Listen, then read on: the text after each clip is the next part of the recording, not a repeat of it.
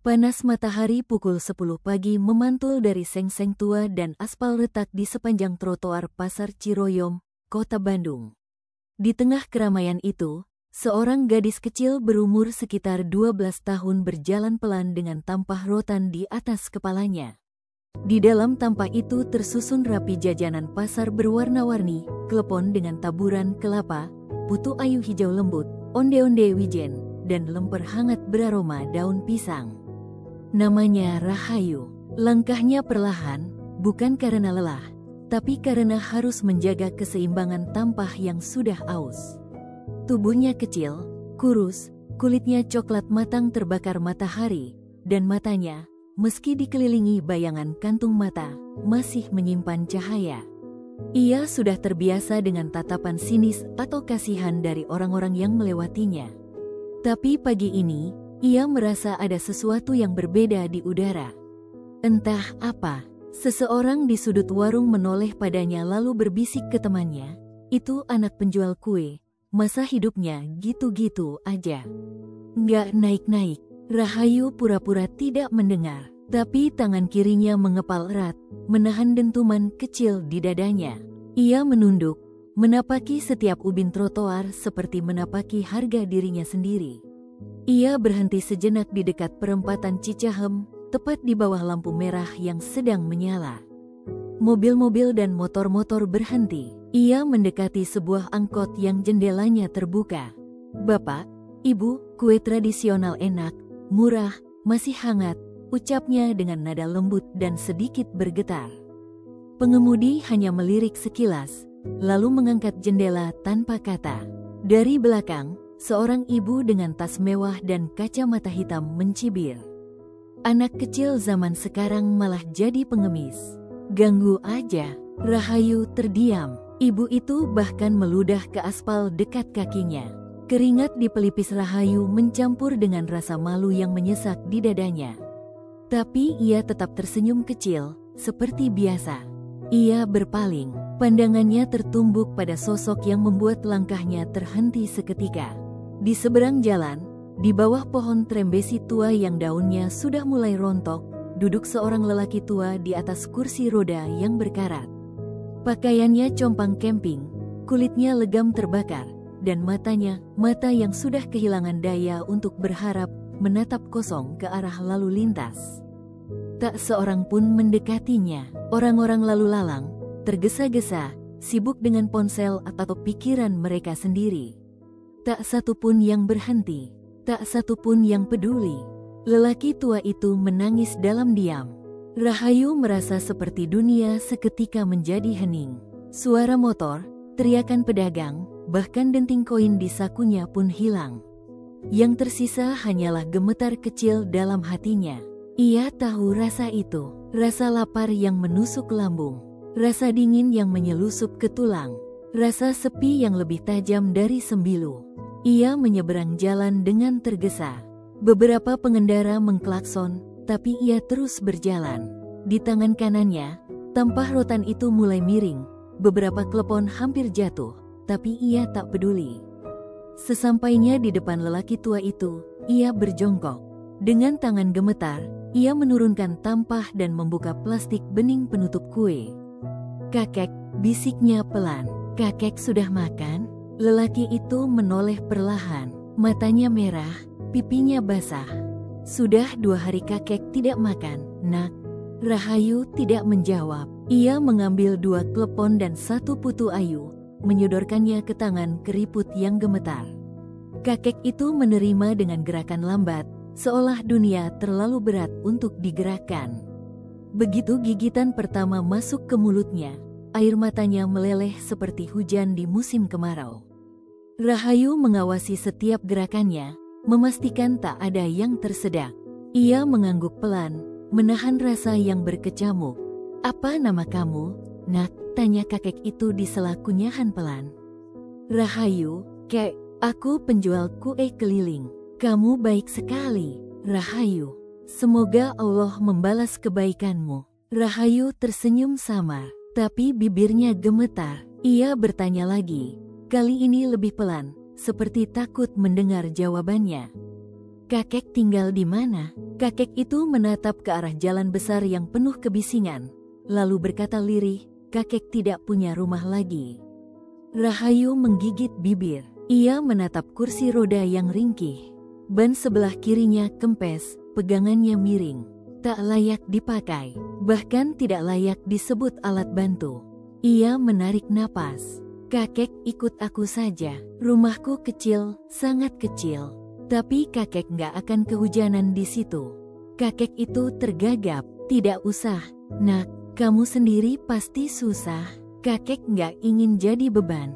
Rahayu menggeleng keras. Aku nggak tega lihat kakek di sini. Ayolah, kek. Aku kuat kok dorong kursi roda ini. Lelaki tua itu akhirnya mengangguk. Matanya kembali berkaca-kaca. Ia menunduk, dan dari sudut bibirnya terdengar bisikan lemah. Terima kasih, Rahayu. Terima kasih. Rahayu mulai mendorong kursi roda. Roda itu macet berkali-kali. Kadang ia harus mendorong sekuat tenaga hanya untuk melewati lubang kecil di trotoar. Peluh menetes dari dahinya, membasahi alis dan jatuh ke kue-kue yang tersisa. Tapi ia terus tersenyum. Beberapa orang yang melihat mereka hanya melirik. Ada yang berbisik ke temannya, tapi tak satu pun yang membantu. Setelah hampir 1 jam melewati gang sempit dan lorong becek, akhirnya mereka tiba di depan sebuah gubuk kecil. Dindingnya dari triplek lusuh, atapnya dari seng berlubang, dan di dalamnya hanya ada 1 tikar tipis. Maaf ya, kek, rumahku jelek begini, ucap Rahayu pelan. Kakek itu tersenyum. Tempat ini jauh lebih hangat dari jalanan. Rahayu memapahnya ke tikar. Lalu, dengan langkah ringan, ia menuju dapur. Mengambil sisa beras dari kaleng tua. Ia menanak bubur air seadanya. Tidak ada ayam, tidak ada telur. Hanya nasi, garam, dan sedikit daun salam dari tetangga yang jatuh di atap kemarin. Saat mangkuk disodorkan ke tangan mbah itu, kakek mengucapkan 1 kalimat yang membuat Rahayu menunduk. Kamu seperti malaikat kecil, Rahayu. Sudah lama sekali aku tidak merasa dihargai sebagai manusia. Rahayu diam. Di dadanya, ada sesuatu yang bergerak. Sesuatu yang lebih kuat dari rasa lapar, lebih hangat dari bubur di dalam mangkuk itu. Malam turun perlahan. Angin membawa bau tanah basah dan debu pasar.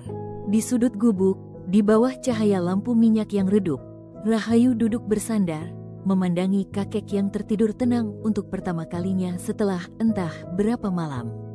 Ia tak tahu bahwa pertemuan tadi siang akan mengubah hidup mereka.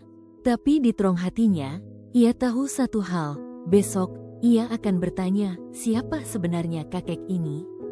Dan kenapa matanya begitu dalam, seperti menyimpan cerita yang tak bisa diceritakan dengan kata-kata. Malam merayap pelan seperti selimut tebal yang menutupi atap seng gubuk Rahayu. Hujan gerimis mengetuk lembut lembaran-lembaran seng yang sudah berkarat, menciptakan irama lembut yang terdengar seperti tangisan tua bumi. Di dalam gubuk yang hanya seterang lampu minyak, Mbah Karto duduk bersandar di dinding triplek, selimut tipis menutupi kakinya yang lunglai. Wajahnya yang penuh keriput tampak lebih tenang dari siang tadi. Namun, jika diamati lebih dalam, ada bayangan duka mengendap di balik bola matanya yang suram. Ia memandang kosong ke langit-langit, seolah menunggu sesuatu yang tak kunjung datang. Rahayu, setelah menutup kembali tampah dan membersihkan sisa kue yang tak terjual, duduk bersila di sebelahnya. Ia membawa semangkuk bubur hangat dari dapur kecil. Uapnya mengepul perlahan, menebarkan aroma sederhana yang menghibur. Gadis itu mengangkat sendok dan mengaduk bubur dengan perlahan, lalu menyuapkannya ke mulut Mbah Karto. Pelan-pelan ya, kek, masih hangat, bisiknya lembut. Mbah Karto menerima suapan itu dengan tangan gemetar. Lidahnya merasakan lembutnya bubur, tapi air matanya justru mengalir deras. Ia menutup mata, berusaha menahan isak, namun bahunya bergunjang. Suara tangisnya akhirnya lolos, lirih dan parau, seperti suara angin yang tertahan di balik jendela rusak. Rahayu terdiam, menunduk, dan meletakkan sendok. Ia menatap Mbah Karto dengan mata berkaca-kaca. Kenapa kakek menangis? Lelaki tua itu menggeleng pelan. Suaranya pecah ketika menjawab, sudah lama sekali, sudah sangat lama kakek tidak merasakan kebaikan seperti ini. Bahkan, ketika masih punya rumah besar dan uang melimpah pun, tidak ada yang sesederhana ini, yang tulus seperti kamu. Rahayu tak bisa membalas. Lidahnya keluh. Ia hanya mengusap pelan punggung tangan Mbah Karto yang dingin dan keriput. Suara hujan di luar makin jelas, seolah mengiringi duka yang merayap di antara mereka. Setelah diam cukup lama, Mbah Karto menghela napas panjang, lalu mulai berbicara, lirih namun jelas. Dulu, kakek hidup berkecukupan. Kakek punya rumah besar di Jalan Merdeka, punya mobil, punya perusahaan distribusi bahan bangunan. Dari nol kakek bangun usaha itu, pelan-pelan, jujur, kerja keras. Rahayu mendengarkan dengan wajah serius. Matanya membesar sedikit. Ia seolah sulit membayangkan lelaki renta di depannya pernah memiliki semua itu. Kakek punya istri yang sangat baik, tapi beliau meninggal 7 tahun lalu karena stroke. Sejak itu, satu-satunya harapan kakek adalah anak semata wayang, Damar. Saat nama itu disebut, rahang Mbah Karto mengenjang. Matanya memejam sejenak, lalu dibuka perlahan. Awalnya Damar baik, ia bantu di perusahaan, bilang mau meneruskan usaha keluarga. Tapi setelah menikah dengan Lestari, semuanya berubah. Nada suaranya mulai menegang, wajahnya mengeras, jari-jarinya mencengkeram selimut. Lestari itu licik, ia yang mempengaruhi Damar. Mereka buat dokumen palsu, diam-diam ubah kepemilikan aset, surat rumah, saham, rekening bank, semuanya dipindahkan atas nama mereka. Rahayu tercengang. Lalu, kakek tidak sadar. Kakek percaya pada mereka. Itu kesalahan terbesar kakek. Suaranya melemah. Mereka berpura-pura peduli. Tapi saat semuanya sudah mereka kuasai, mereka mulai menyiksa pelan-pelan. Obat-obatan kakek dikurangi. Makan hanya sekali sehari. Tidak boleh keluar rumah. Tidak boleh telepon siapa-siapa. Dan, puncaknya, malam itu, mereka taruh kakek di kursi roda tua ini, lalu membawanya naik mobil, berhenti di bawah pohon di pinggir jalan. Damar bilang, ayah cuma beban. Kalau mati di sini pun nggak akan ada yang cari. Lalu mereka pergi. Suara hujan di luar menguat. Di dalam, hening begitu pekat, hingga suara embusan napas terdengar jelas. Rahayu menutup mulutnya dengan tangan. Air matanya mengalir, panas di pipi yang dingin. Ia menatap Mbah Karto tak berkedip, antara marah dan tak percaya. Maaf, Kek, maaf Rahayu tidak bisa bantu dari dulu. Mbah Karto menggeleng. Justru, kamu malaikat yang datang saat semua pintu sudah tertutup. Hadirmu itu berkah. Keduanya terdiam cukup lama. Angin menerobos masuk dari celah kayu di dinding, menggoyangkan lampu minyak. Bayangan mereka menari di lantai bambu. Lalu Rahayu bertanya pelan, kakek, semua surat asli itu tidak bisa dibawa ke pengadilan? Mbah Karto mendongak, sorot matanya tajam seketika. Semuanya sudah diambil, tapi dulu, sebelum semuanya terjadi, kakek sempat titipkan salinan beberapa dokumen penting ke Pak Slamet, mantan sekretaris pribadi kakek. Dia orang paling jujur yang pernah kakek kenal. Di mana dia sekarang?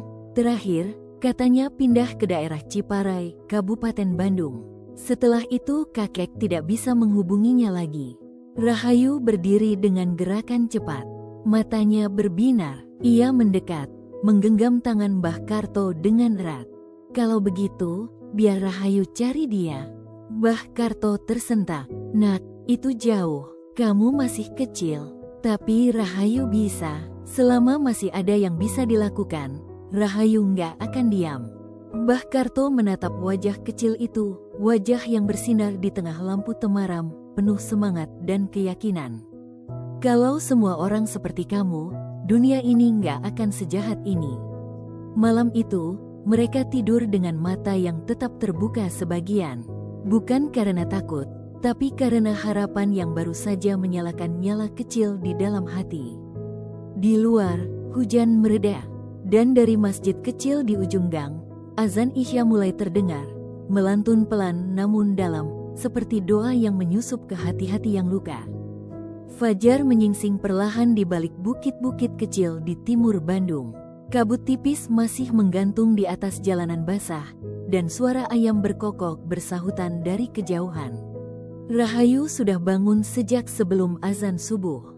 Dengan mata sembab tapi penuh tekad, ia menyiapkan tampah kecil berisi beberapa kue dagangan yang masih tersisa dari hari sebelumnya.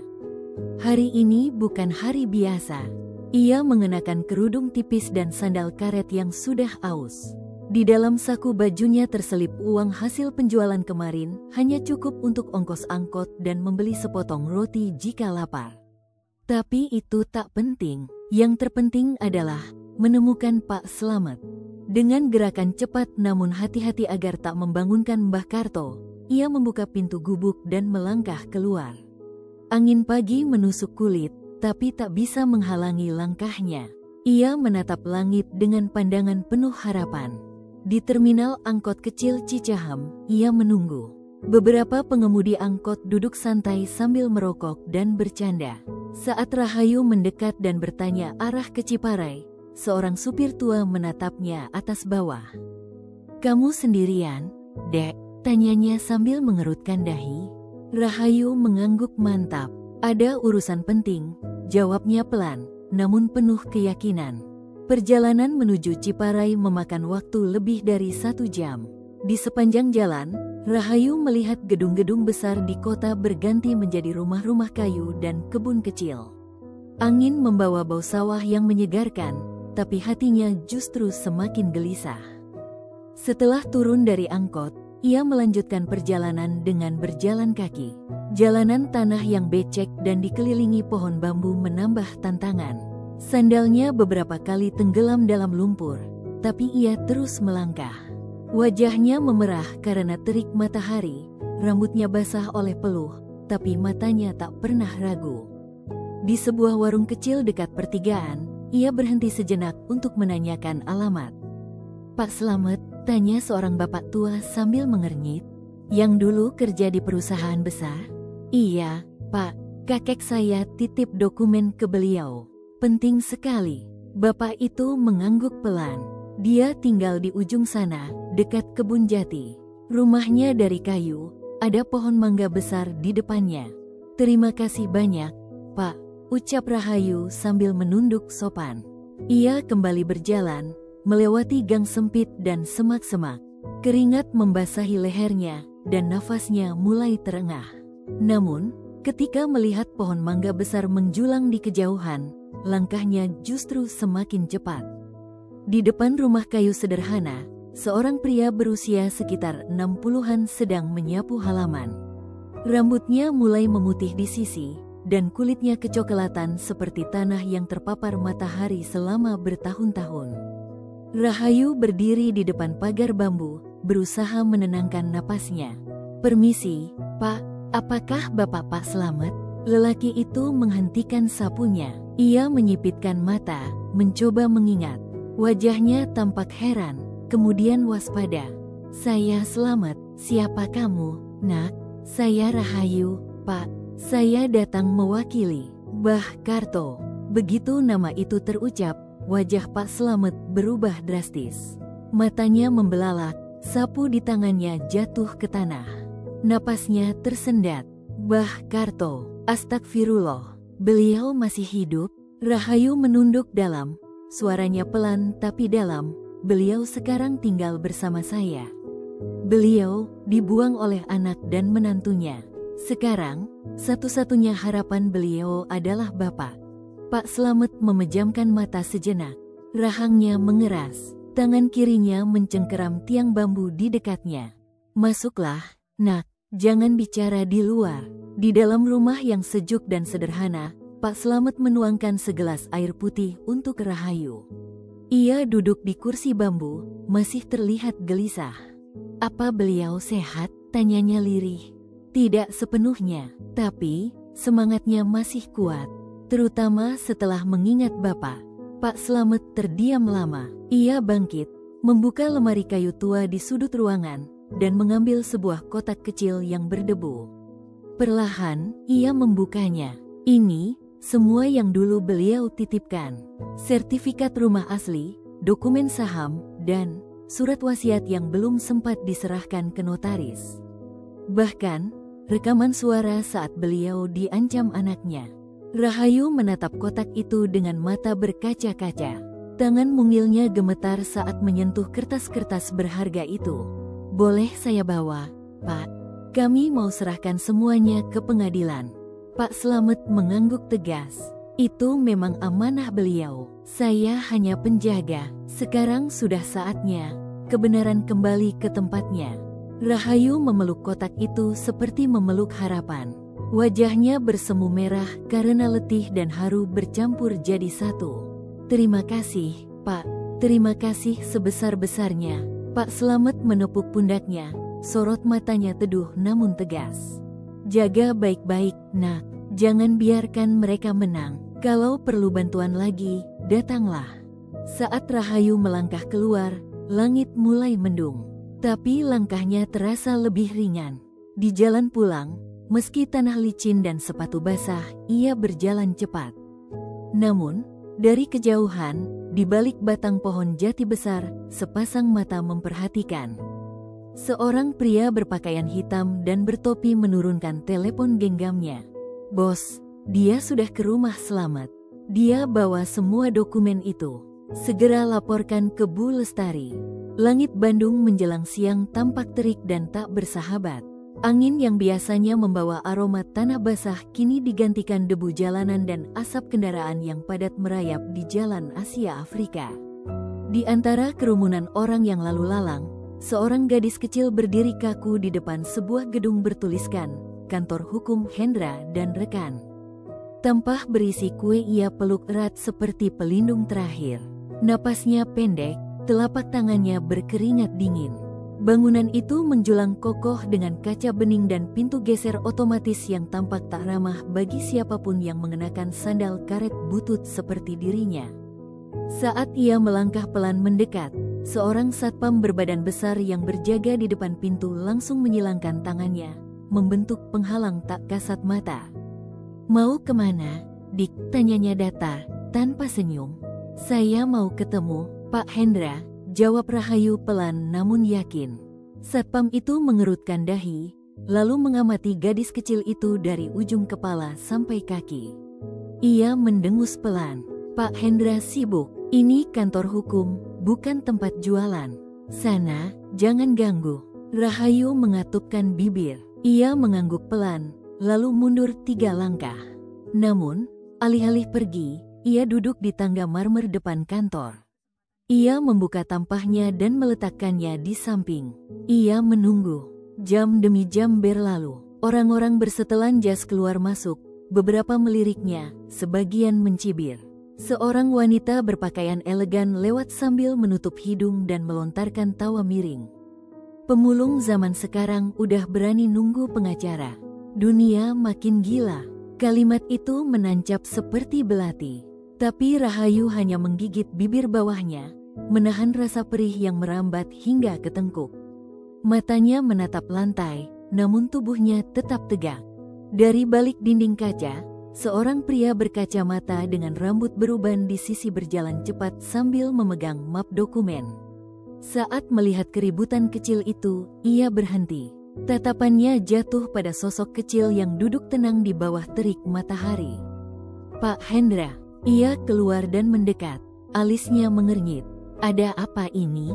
Satpam segera menjawab, "Anak ini, Pak, mau ketemu Bapak," katanya. "Tapi, ya Bapak lihat sendiri." Pak Hendra menatap Rahayu. Sesuatu di wajah anak itu membuat langkahnya melambat. Keteguhan, luka, mungkin keduanya. "Ada apa, Nak?" tanyanya lembut. Rahayu berdiri cepat. Ia membungkuk sopan, lalu membuka tas kecil dari kain batik usang. Ia mengeluarkan sebuah kotak kayu dan menyodorkannya. "Saya Rahayu, saya datang mewakili Mbah Karto." Mata Pak Hendra membelalak. Ia menyebut nama itu pelan, seperti mantra yang telah lama terkubur. Mbah Karto. Iya, Pak. Beliau sekarang tinggal bersama saya. Beliau diusir oleh anak dan menantunya. Dan semua dokumen ini, beliau titipkan untuk diserahkan ke pengacara yang bisa dipercaya. Pak Hendra terdiam. Tangannya gemetar ketika menerima kotak itu. Ia membuka perlahan dan melihat isinya. Sertifikat, surat wasiat, rekaman audio, catatan transaksi. Lelaki itu menutup mata sejenak. Di dalam dadanya, kenangan lama bangkit tentang seorang pria tua yang dahulu menolongnya membayar biaya kuliah lewat beasiswa pribadi. Tanpa embel-embel, tanpa pamrih. Masuklah, Rahayu, katanya pelan.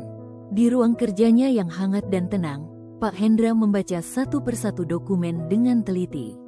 Wajahnya berubah serius, matanya mengeras setiap kali menemukan bukti penyalahgunaan kekuasaan. Kejahatan ini terstruktur. Mereka tidak hanya mengambil harta Mbah Karto, tapi juga mencabut hak hidupnya. Rahayu duduk diam, tapi jari-jarinya menggenggam ujung bajunya erat, menahan emosi yang mendesak di kerongkongan. Saya tahu ini bukan perkara mudah, Pak. Tapi, kami siap. Pak Hendra menghela napas dalam. Saya akan bantu. Tapi begitu kita mulai, mereka pasti tahu. Mereka akan melawan. Mereka punya uang. Mereka punya koneksi. Rahayu mengangkat wajahnya. Dan dengan mata yang berkaca-kaca, ia menjawab, kami sudah tidak punya apa-apa, Pak. Tapi kami masih punya kebenaran. Dan itu tidak bisa dibeli. Pak Hendra menatapnya dalam. Ada sesuatu yang tumbuh di dadanya, bukan hanya simpati, tapi juga keyakinan. Bahwa anak ini adalah obor kecil di tengah gelap. Ia berdiri tegak. Baik, kita mulai hari ini juga. Ia membuka map kosong dan mulai menyusun laporan gugatan. Ia mencatat kronologi, daftar bukti, dan menandai saksi yang bisa dihubungi. Rahayu membantu dengan tenang, menjawab setiap pertanyaan dengan detail yang tajam. Namun, tak jauh dari sana, di lantai 3 gedung yang sama, seorang pegawai magang menurunkan ponselnya perlahan. Ia baru saja mendengar nama Mbah Karto disebut. Tanpa bicara, ia mengirim pesan pendek. Target hidup kembali, sudah punya pengacara. Langit Bandung malam itu tampak lebih kelam dari biasanya. Awan menggantung rendah, seperti menyimpan rahasia yang tak ingin diungkap. Angin bertiup perlahan tapi membawa hawa dingin yang menggigit kulit. Di dalam gubuk kecil di Cicahem, Rahayu duduk bersila di depan Mbah Karto, tangannya merapikan berkas-berkas salinan yang telah diolah bersama Pak Hendra tadi siang. Suara detak jam tua menggema pelan, bercampur dengan bunyi tikus kecil yang berlari di balik dinding bambu. Mbah Karto sudah tertidur, napasnya teratur, tapi wajahnya masih menyiratkan kegelisahan. Rahayu menghela napas. Ia menoleh ke arah pintu yang hanya ditutup dengan kait kayu seadanya. Jam menunjukkan pukul 8 malam lewat sedikit. Tiba-tiba, terdengar suara langkah kaki mendekat dari luar. Lalu, ketukan cepat. Tok tok tok. Rahayu berdiri kaget. Wajahnya langsung tegang. Ia mendekati pintu perlahan. Siapa di luar? Tanyanya dengan nada waspada.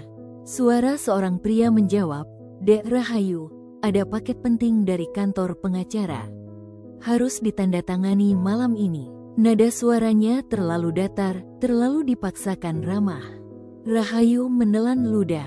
Ia tidak pernah diberitahu soal paket apapun.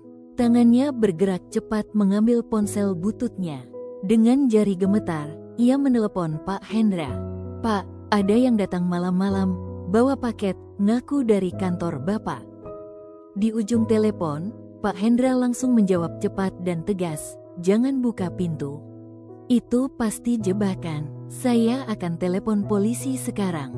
Kunci semua pintu dan jendela. Rahayu tak menunggu. Ia mengait kembali pintu, lalu menumpuk 2 peti kayu kecil di baliknya. Setelah itu, ia menghampiri Mbah Karto yang mulai terbangun. Ada apa, Nak? Tanya kakek itu dengan suara serak. Tenang ya, Kek. Jangan keluar kamar, ada orang aneh di luar. Mbah kunci diri di dalam kamar, cepat. Tanpa bertanya lebih lanjut, Mbah Karto mengangguk dan masuk ke kamar mungil di sudut gubuk. Rahayu menutup pintunya dan menyandarkan kursi di belakangnya. Di luar, suara ketukan semakin keras. Lalu terdengar suara lain, lebih kasar.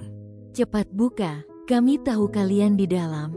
Serahkan dokumennya. Suara langkah kaki mengelilingi gubuk. Rahayu menggenggam erat sapu kayu yang biasa ia pakai untuk membersihkan halaman. Tubuhnya gemetar, tapi wajahnya tetap tegas. Tiba-tiba, dentuman keras menghantam pintu. Kayu bergetar hebat. Debu beterbangan dari langit-langit. Rahayu menggigit bibir hingga nyaris berdarah. Ia berdiri tegak, tubuh kecilnya menahan seluruh guncangan yang datang. Di luar, terdengar suara tawa kasar. Kau pikir kami main-main? Hah? Kalau pintu ini tidak dibuka, besok rumah kalian tinggal puing. Rahayu menguatkan diri, berteriak lantang, kami tidak takut. Ini rumah kami, pergi kalian. Tak ada jawaban, hanya dentuman lain, lebih keras. Lalu, suara motor terdengar dari ujung jalan. Beberapa detik kemudian, suara langkah kaki warga mulai mendekat. Hei, ada apa ini malam-malam begini? Teriak seorang bapak dari luar. Siapa kalian? Sambung suara ibu-ibu yang lain. Para pria bertopeng itu terlihat panik. Salah satunya berseru, minggir, ini urusan pribadi. Namun warga sudah berkerumun, membawa senter, tongkat kayu, bahkan parang dari dapur. Kalian tidak berhak ganggu anak ini, bentak Pak RT, yang ternyata tinggal tak jauh. Akhirnya, para pria bertopeng itu lari terbirit-birit, motor mereka melaju kencang menembus gelap. Beberapa warga langsung masuk ke dalam gubuk. Rahayu, kamu nggak apa-apa? Tanya seorang ibu sambil memeluk gadis kecil itu. Rahayu hanya mengangguk, tapi di pipinya, darah menetes dari pelipis akibat terkena pecahan kayu. Mbah Karto keluar dari kamar. Matanya membelalak melihat luka cucunya. Ia mendekat cepat dan memeluk Rahayu erat-erat. Ya Allah, kamu berdarah. Tidak apa-apa, kek. Kita selamat, bisik Rahayu dengan suara pelan, nyaris putus. Pak RT menepuk pundak Mbah Karto. Mulai malam ini, kami akan berjaga bergiliran. Kalian tidak sendiri, Pak. Rahayu hanya bisa menunduk, tapi di sudut matanya, air bening mengalir, bukan karena takut, tapi karena hangat. Hangat yang lama tak ia rasakan. 10 menit kemudian, 2 mobil polisi datang. Mereka mencatat kronologi, mengecek kerusakan, dan mengambil satu potongan kain dari topeng yang tertinggal sebagai barang bukti. Pak Hendra menyusul tak lama kemudian.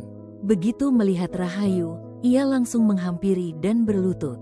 Kamu luar biasa, nak, kamu luar biasa. Rahayu menatap Pak Hendra dengan mata yang kini penuh cahaya. Kami tidak akan mundur, Pak. Malam itu, di tengah gubuk kecil yang rusak dan penuh debu, mereka duduk bersama. Di atas tikar usang, dikelilingi berkas-berkas penting dan senter seadanya.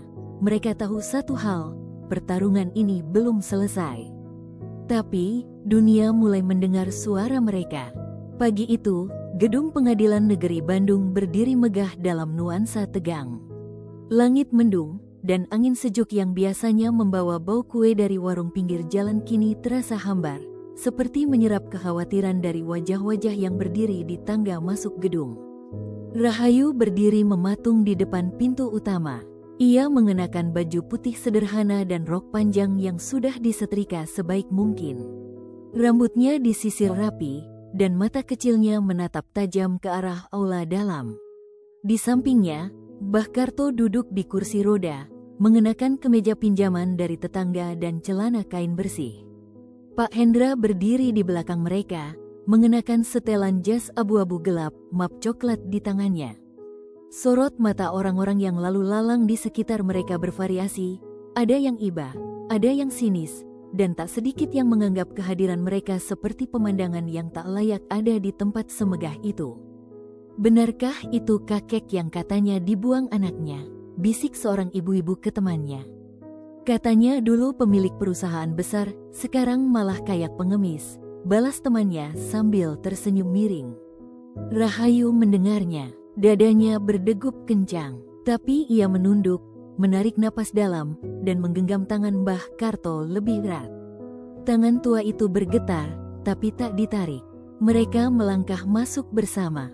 Di ruang sidang, para hakim sudah duduk di bangku tinggi, berjubah hitam. Pihak tergugat, Pak Damar dan istrinya Bu Lestari, duduk dengan tenang di sisi kanan ruangan. Mereka mengenakan pakaian formal mahal, lengkap dengan perhiasan mencolok. Di belakang mereka, 3 pengacara bayaran duduk dengan sikap superior, menatap Pak Hendra seolah menganggapnya anak bawang. Pak Damar sesekali menoleh ke arah ayahnya, matanya penuh kehinaan. Bu Lestari malah tersenyum kecil, sinis, seakan sedang menonton pertunjukan lucu. Pak Hendra membuka berkasnya, lalu berdiri dan menyapa hakim dengan suara mantap. Yang mulia, hari ini kami mengajukan gugatan atas dasar penggelapan aset, pemalsuan dokumen, dan penyiksaan psikis terhadap klien kami, Bapak Wirya, yang juga ayah kandung tergugat.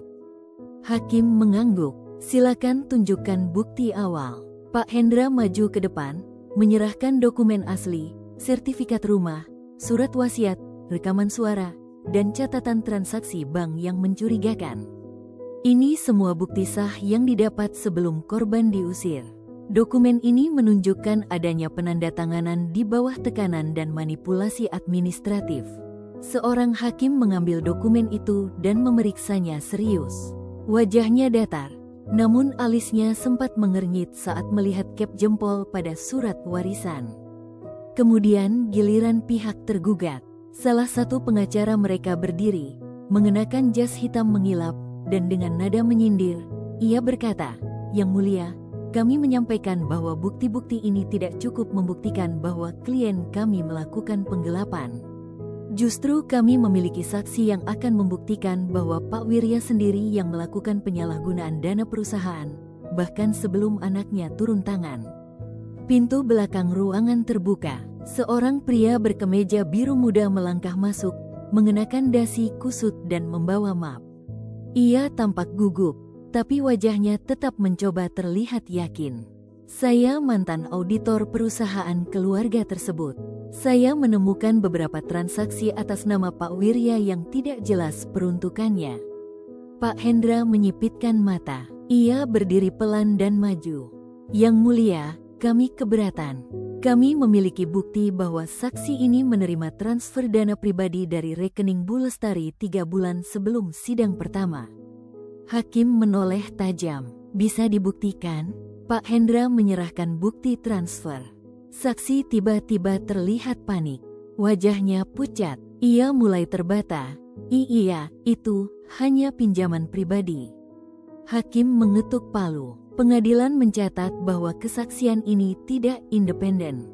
Saksi didiskualifikasi. Pak Damar menggertakkan gigi. Bu Lestari mencengkeram tas tangannya dengan keras. Bibirnya mengatup rapat hingga memucat. Sementara itu, di bangku belakang, Rahayu menggenggam tangan Mbah Karto. Ia menoleh ke samping dan melihat para wartawan sibuk mencatat. Kamera berkilat. Salah satu reporter membisikkan ke rekannya, "Bocah kecil ini makin banyak disorot media." Sidang ditunda sementara untuk pemeriksaan lanjutan. Rahayu dan timnya keluar ruang sidang. Tapi mereka tak sendiri. 2 pria bersetelan formal mendekati mereka di lorong. "Dek Rahayu, sebentar," ucap salah satunya sambil tersenyum tipis. Rahayu berhenti. Pak Hendra langsung bergerak maju melindungi. "Maaf, kami tidak menerima gangguan," kata Pak Hendra tegas. Pria itu tetap tersenyum, tapi mata dan nadanya berubah tajam. "Mungkin kamu perlu pikir ulang. Orang tua seperti Mbah Karto itu kadang bisa kena kecelakaan kecil kalau terlalu keras kepala." Rahayu menegang, matanya melebar, tapi ia tetap berdiri tegak. "Kalau itu ancaman, lapor saja langsung ke polisi." Pak Hendra menatap kedua pria itu dengan dingin. "Semua ini terekam kamera pengadilan. Kalian sedang melanggar hukum." Kedua pria itu saling pandang. Mereka akhirnya pergi, tapi meninggalkan ketegangan yang menggantung di udara. Setelah itu, Rahayu duduk di kursi taman pengadilan. Ia memandangi langit kelabu dan merasakan embusan angin yang dingin. Tapi ia tidak takut. "Pak," bisiknya ke Pak Hendra yang duduk di samping. Mereka makin ganas, tapi kita juga makin dekat. Pak Hendra tersenyum tipis, wajahnya tegang tapi penuh hormat. "Kamu benar, semakin mereka takut, semakin mereka panik. Itu tanda kebenaran makin dekat." Malam itu, Rahayu tak bisa tidur. Di gubuk, ia duduk di samping Mbah Karto, memegang tangannya. "Maaf ya, Kek, gara-gara ini semua, mereka mengincar kita." Mbah Karto menatap langit-langit sambil menggeleng pelan. "Justru kakek bersyukur. Kamu sudah menghidupkan keberanian yang sudah lama mati dalam diri kakek." Dan jauh di sudut kota, di sebuah rumah mewah, Bu Lestari memukul meja dengan keras. "Mereka terlalu keras kepala. Kalau Pak Slamet jadi bersaksi, habislah kita." Pak Damar menjawab dengan rahang mengeras. "Kalau begitu, kita pastikan Pak Slamet tidak pernah sampai ke pengadilan." Langit malam menurunkan selimutnya dengan kelam yang sunyi. Di atas atap seng gubuk yang penuh tambalan, bintang-bintang nyaris tak terlihat. Hanya ada lampu minyak redup di dalam, bergetar setiap kali angin menerobos dari celah dinding bambu. Di ruang sempit itu, Rahayu duduk bersila, tubuhnya membungkuk lelah di dekat Mbah Karto yang mulai tertidur. Namun matanya tetap terjaga, menatap pintu dengan kewaspadaan yang tak lagi bisa ia redam. "Rahayu," suara Mbah Karto Paro memecah kesunyian, "kamu tidak tidur?" Rahayu menggeleng pelan, senyumnya tipis. "Belum, Kek, rasanya seperti ada sesuatu yang akan terjadi." Mbah Karto menghela napas panjang. "Mereka takut. Itu artinya kamu sedang melakukan hal yang benar." Tiba-tiba, suara langkah kaki di luar membuat tubuh Rahayu menegang. Ia mendekati pintu dengan perlahan. Tak lama kemudian, ketukan lembut terdengar. "Tok, tok, tok." "Dek Rahayu," suara perempuan muda terdengar dari luar. "Saya dari Yayasan Harapan Sejati. Kami mendengar kisah perjuangan kamu sangat inspiratif. Boleh bicara sebentar?" Rahayu menyipitkan mata. Ia tak mengenal nama yayasan itu. Suaranya terlalu halus, terlalu terlatih, seperti suara dalam iklan. "Maaf, Kak, sekarang malam. Kami tidak bisa terima tamu," jawabnya dari balik pintu. Nada suaranya tetap sopan tapi tegas. Wanita itu tidak menyerah. "Kami ingin menawarkan beasiswa penuh. Semua biaya sekolah kamu akan ditanggung, bahkan sampai kuliah." Dada Rahayu berdetak lebih cepat. Tawaran itu terdengar terlalu sempurna. Ia menggenggam kuat gagang pintu, lalu berkata lirih, "Maaf, kami tidak butuh bantuan itu." "Terima kasih." Tak ada jawaban, hanya suara langkah kaki menjauh. Tapi firasat Rahayu makin kuat, malam ini belum berakhir. Ia memeriksa semua jendela dan memastikan pengait pintu terpasang. Setelah itu, ia kembali ke sisi Mbah Karto, namun hatinya tak tenang. Ada kekhawatiran yang menusuk perlahan, seperti jarum dingin menembus nadi. Dan saat jam menunjukkan pukul 2 dini hari, suara dari belakang gubuk mengguncang malam.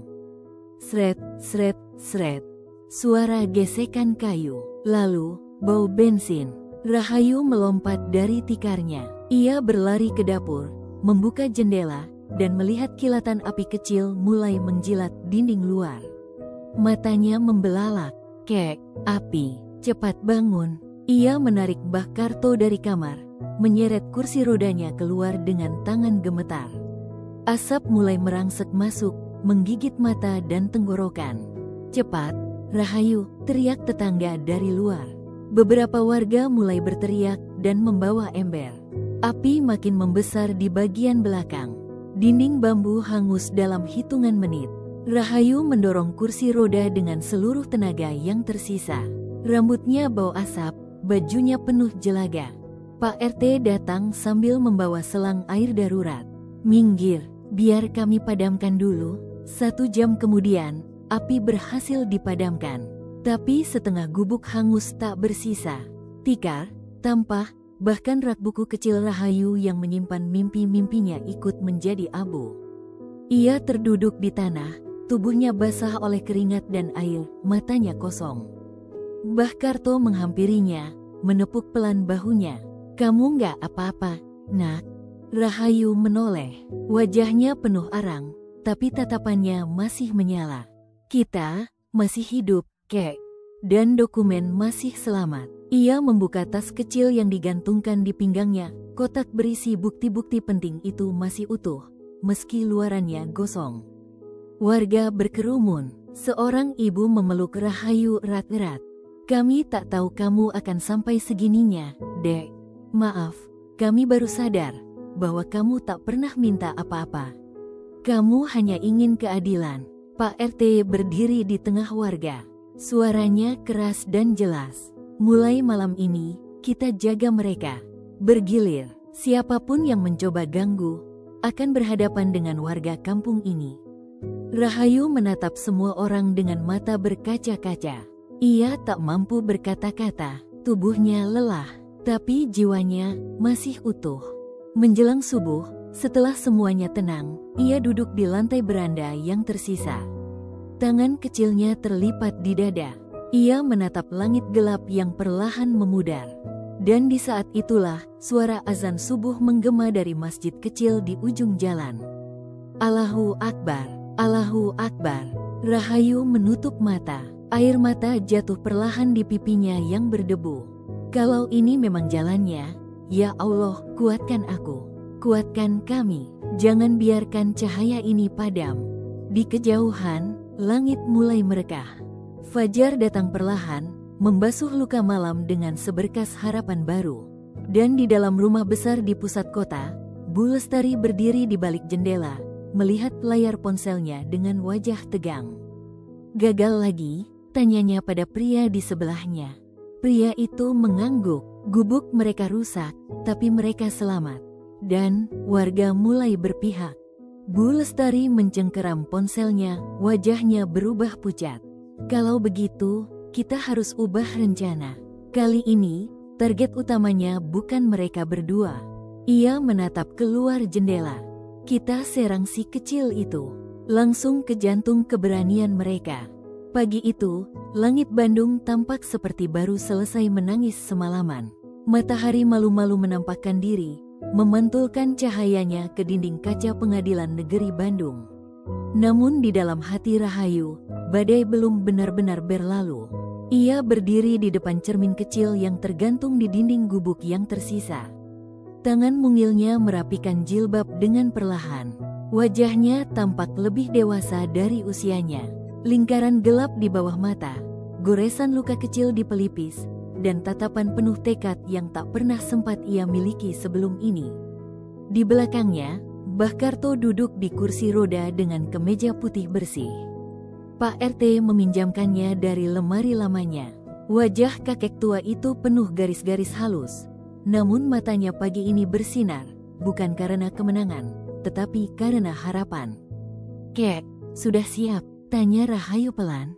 Mbah Karto tersenyum kecil, lalu mengangguk.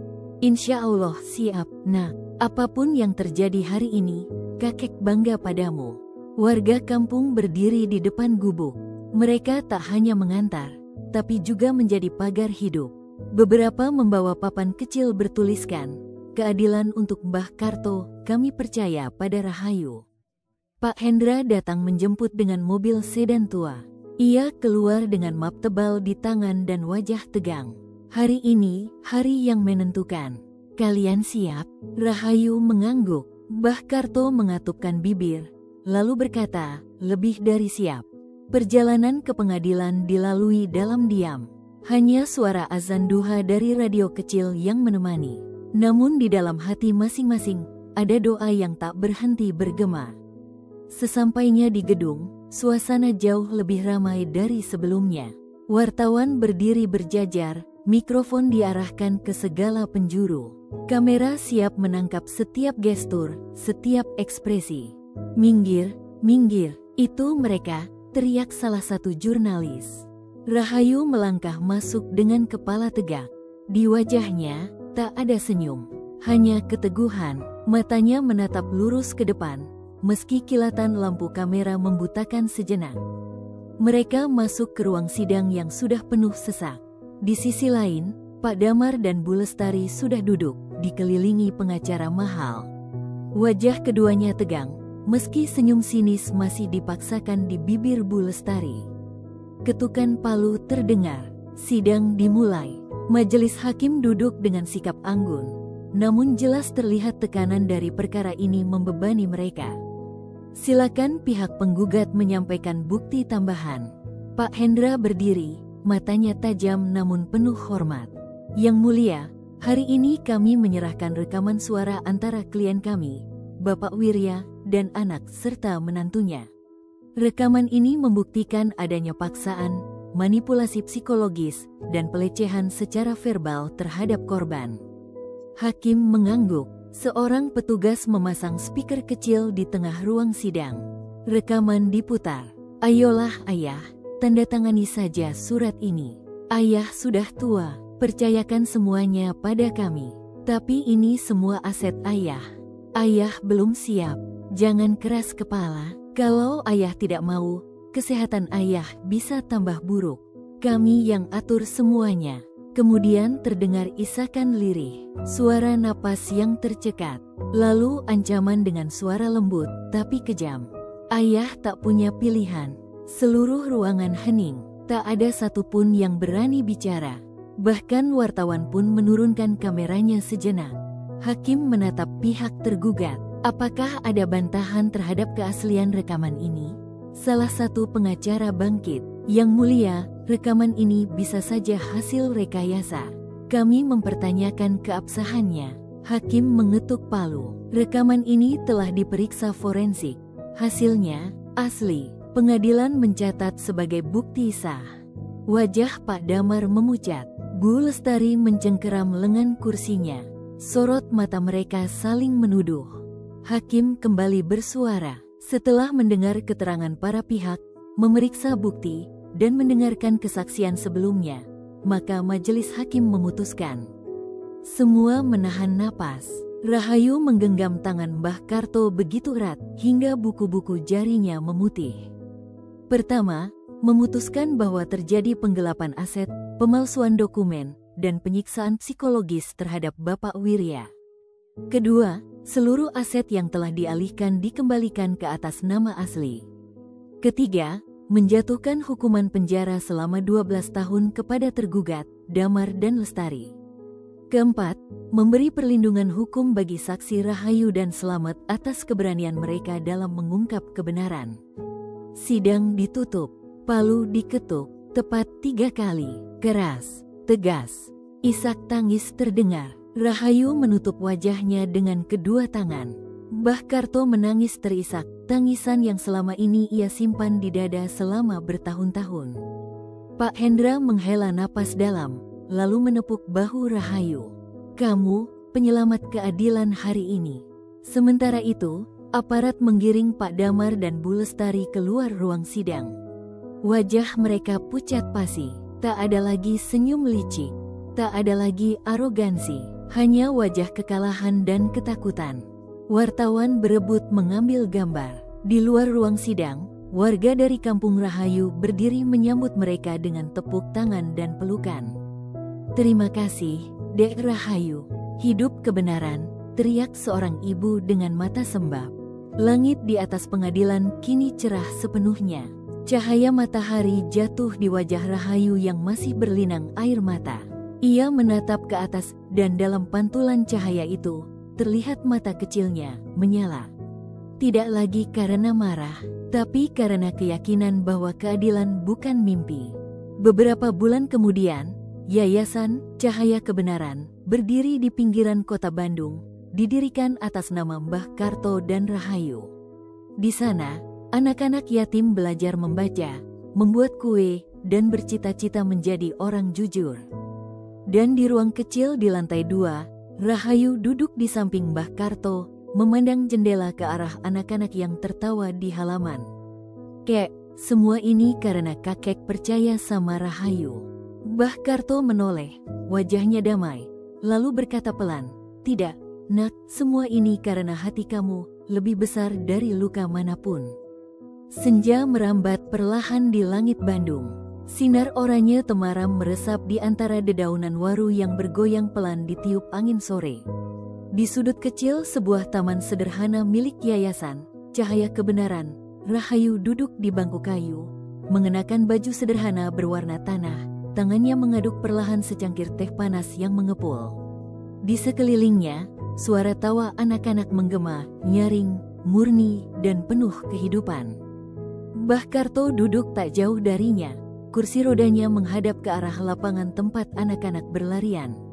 Wajahnya keriput, tetapi senyumnya tenang. Pandangannya lembut menyusuri setiap gerakan kecil, tawa, loncatan, dan pelukan hangat. Di matanya, dunia yang dulu gelap kini mulai berbinar. Tak ada kemewahan di yayasan itu. Hanya tikar anyaman, rak-rak buku bekas, dan ruang kelas yang dindingnya penuh coretan motivasi. Tapi di setiap sudutnya, ada napas harapan. Ada jejak tangan Rahayu yang menyapu debu, menanam pohon, dan memeluk anak-anak yang datang dengan luka hati dan cerita getir. Setelah sidang terakhir dan keputusan hukum berpihak pada mereka, hidup tak langsung menjadi mudah. Yayasan mereka sempat kekurangan dana. Ada malam-malam saat Rahayu harus menjahit tas anak-anak hingga larut. Tapi tak sekalipun ia mengeluh. Sebab setiap langkah yang ia tempuh bukan demi kemudahan, tapi demi cahaya yang dulu nyaris padam di mata Mbah Karto, dan kini ia ingin menyalakan di mata semua anak yang datang kepadanya. Beberapa anak menghampiri Rahayu dan langsung memeluknya dari belakang. "Kak Rahayu, kami sudah selesai belajar ngaji hari ini," seru mereka riang. Rahayu tersenyum, tangannya membelai rambut anak-anak itu. "Bagus, nanti malam kita makan bersama, ya. Kakak buatkan nasi liwet sama tempe goreng. Tapi jangan lupa sambalnya, ya," teriak salah satu anak, membuat yang lain tertawa. Mbah Karto tertawa kecil, tubuhnya bergoyang pelan menahan geli. Dalam senyap, Rahayu memandangi Mbah Karto. Sejak kebakaran gubuk mereka dulu, tubuh sang kakek melemah cepat. Tapi batinnya justru semakin kuat. Dan setiap sore seperti ini, saat suara azan maghrib mulai terdengar dari surau kecil di seberang jalan, mereka akan duduk diam, tanpa bicara, tanpa memaksa, seperti saling berbicara lewat cahaya mata. Ketika malam datang dan anak-anak mulai tidur di kamar-kamar kecil mereka, Rahayu akan menyelimuti mereka satu persatu. Ia tahu, banyak dari mereka datang dengan trauma, ditelantarkan, dibohongi, atau bahkan disakiti oleh orang terdekat. Tapi dari sana juga, ia belajar bahwa keluarga bukan selalu tentang darah. Kadang, keluarga lahir dari keberanian untuk saling memilih dan saling menjaga. Dan dalam keberanian itu, Rahayu menemukan dirinya. Beberapa bulan kemudian, dalam sebuah acara kecil di halaman yayasan, seorang wartawan senior datang untuk mewawancarainya. Kamera dinyalakan, mikrofon diarahkan, dan semua anak-anak duduk rapi menyaksikan. "Kak Rahayu," tanya sang wartawan, "apa yang membuatmu tetap bertahan menghadapi semuanya? Padahal kamu hanya seorang gadis kecil biasa." Rahayu terdiam sesaat. Ia menatap jauh ke arah senja yang menggantung. Suaranya pelan, tapi setiap kata seolah ditarik dari dasar hatinya. "Karena kalau aku menyerah, bukan hanya keadilan yang mati, tapi juga masa depan banyak anak.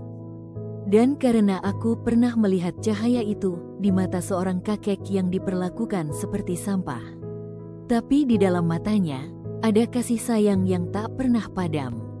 Cahaya itu sekarang kutitipkan di mata anak-anak ini." Wajah sang wartawan terdiam, tak satu pun yang berani berbicara setelah itu. Bahkan angin pun terasa berhenti sejenak, memberi ruang untuk keheningan penuh makna. Malam itu, Rahayu berdiri sendiri di halaman, memandangi langit yang dipenuhi bintang. Ia menggenggam sebuah liontin kecil di dadanya, pemberian terakhir dari Pak Hendra sebelum pindah tugas ke luar kota. Kamu sudah menyelamatkan lebih dari satu nyawa, Rahayu. Tapi yang paling berani adalah saat kamu menyelamatkan dirimu sendiri dari menjadi seperti mereka yang menyakitimu. Di kejauhan, suara gamelan dari hajatan warga terdengar samar. Lampu-lampu jalanan berpendar temaram, dan di dada Rahayu ada rasa tenang bahwa perjuangan tak harus besar. Kadang, cukup dengan tetap berjalan, walau dengan langkah kecil.